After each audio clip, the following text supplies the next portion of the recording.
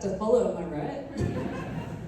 Okay, hi everyone, my name is Rose Upton, and today I'm going to tell you a little bit about my work as a conservation reproductive scientist.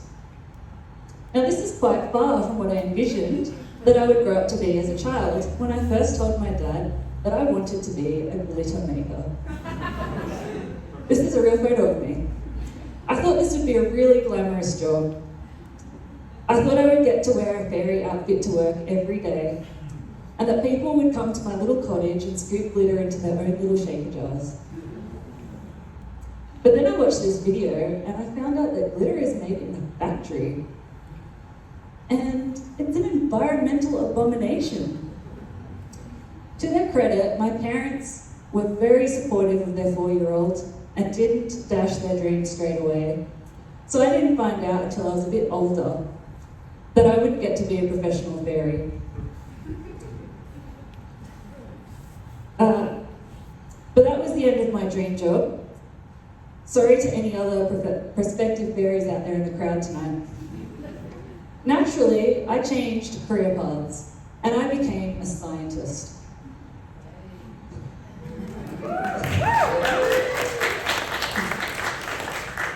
A scientist that combines the fields of conservation and reproduction to save our threatened frogs by freezing their sperm.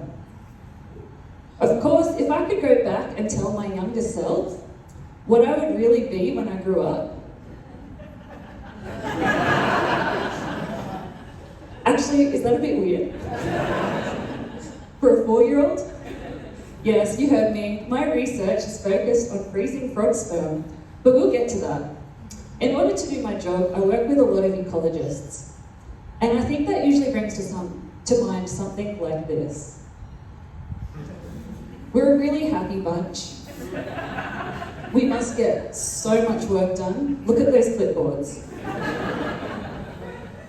The green shirts, the power poses are also compulsory.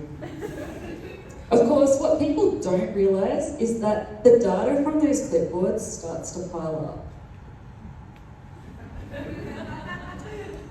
And everyone always says that as ecologists, we must get to spend a lot of time outside, soaking up that vitamin D. Once we extricate ourselves from the paperwork, we do spend some time outdoors, but when you research frogs, we often end up in muddy ponds at night. I can't count the number of times I've gotten stuck in the mud, but don't worry, it's great for your skin and I save so much money on spa days. Where there is mud, there are also mosquitoes. But instead of getting upset when we accidentally swallow them, we choose to look on the bright side. Extra protein means that we save on groceries, and as we all know, the price of living is ridiculous these days. Today I want to tell you about my research and how we take our lab into the field to help conserve frogs. I developed assisted reproductive technologies like sperm cryopreservation and IVF, but for frogs. I know, I didn't know that was a real job either. And I bet you're all wondering why. Frogs are declining at an unprecedented rate, and one of the main drivers is disease. Chytridiomycosis is a fungal disease that affects frogs all over the world, and I know that you're all thinking it, but don't blame me, I didn't make up the name. In fact, as frog scientists, one of the first things we have to learn is how to confidently pronounce this in all of our talks. As if presentations aren't stressful enough. And if it isn't enough that disease is causing such devastation for our froggy friends, throw in other stresses like bushfire, urban development, and other things into the mix as well. Populations are declining and inbreeding is often increasing. And so this leads to a higher risk of extinction. So what is inbreeding and why should we worry about it? Let's use dogs as an analogy. Bred and domesticated from wolves, we have now bred hundreds of dog breeds, and many of them are prone to certain health problems. Pugs are often brachycephalic, which means they might have trouble breathing. Labradors are prone to hip dysplasia and orthopedic problems. I'm not sure what's wrong with this one. Now, to all of the pug mums out there, I'm not saying your pug is inbred. Actually, I am. But what I'm saying is that we have bred them in a way where they have lost certain traits over time, like the ability to breathe. And can you imagine being out in the woods and hearing a bone-chilling howl and coming face to face with a vicious pack of pugs?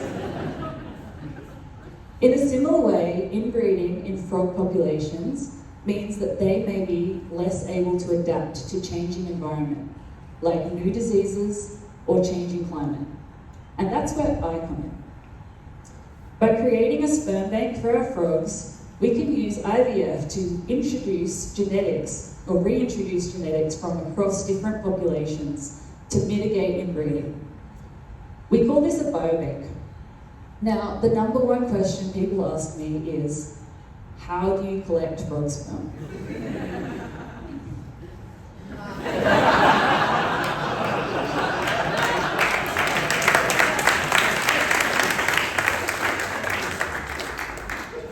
Thank you.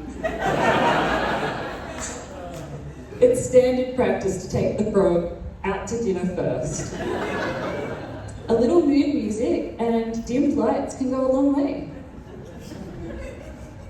Not really. Though I haven't actually tried that. Who knows, maybe it would work. In the same way that we use hormones for humans, we can use them to induce sperm and egg release in frogs. And believe it or not, this was the basis for the first human pregnancy test. Instead of peeing on a stick, you would pee on a frog. And if she laid eggs, you're expecting. Now, we don't pee on our frogs, but we do use hormones to help us out.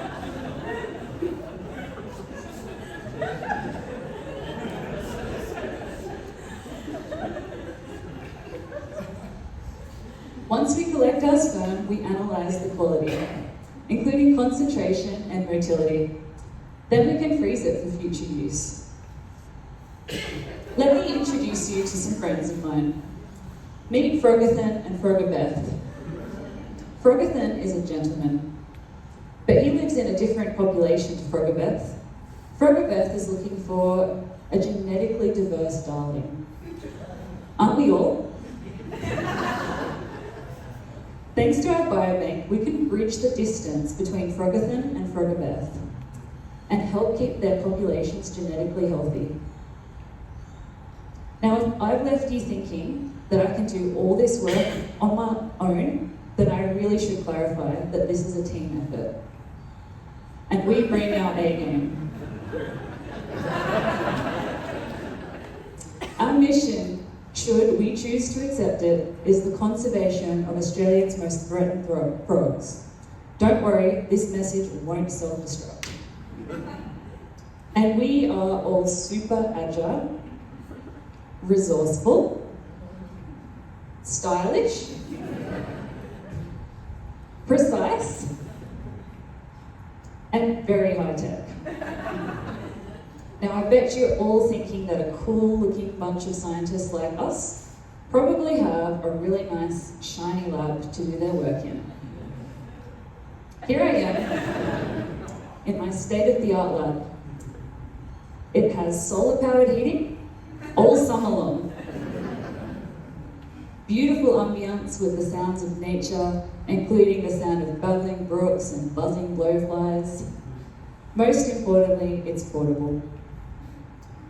A few years ago, after the devastating 2019-2020 bushfires, we hit the road and we collected samples for a biobank from 10 species affected by the fires.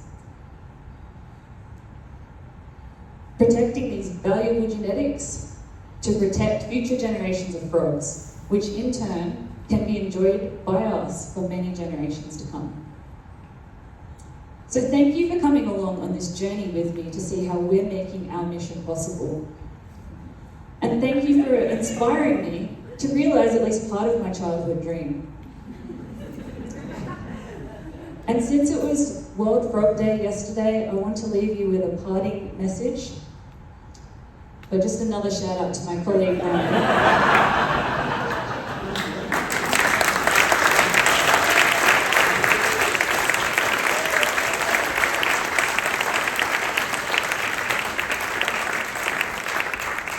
Thanks very much, Newcastle.